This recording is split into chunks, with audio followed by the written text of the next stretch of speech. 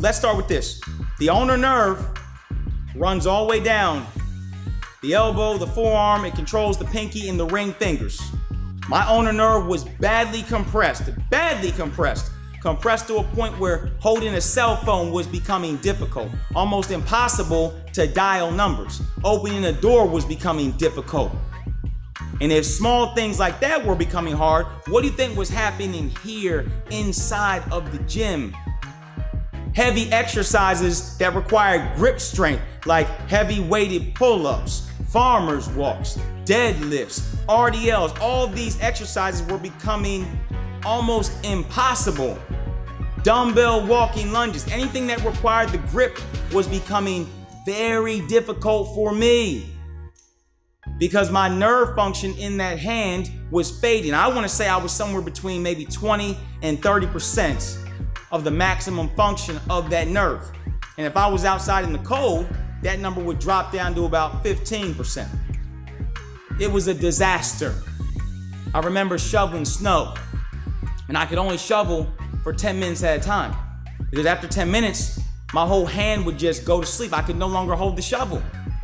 I had to go inside and warm back up, get the hands ready, and then go back out there.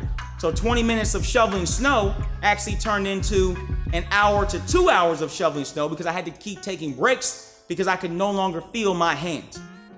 And this was all prior to the surgery.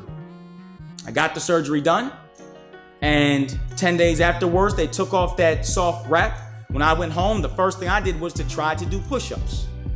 Now, the response to the first video was overwhelmingly positive, but you still had the naysayers and the negative Nancy's of the world out there telling me, well, you started working out too fast and you're gonna injure yourself and you don't know what you're doing, and all this nonsense, all this fake hustle.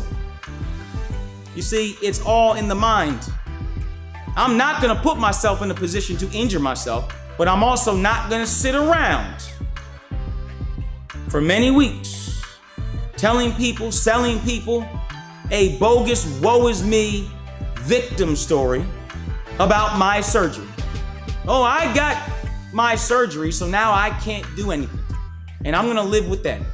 Because once you start to believe that, if I start to believe something like that, then that's gonna become my reality. And going into the surgery, there was a 0% chance that those words would have ever come out of my mouth. I looked at this surgery for what it was. It was a setback. It was a hurdle. Life offers many setbacks and many hurdles. The key is that you have to attempt to jump over the hurdle, or you're always going to be stuck in the same place.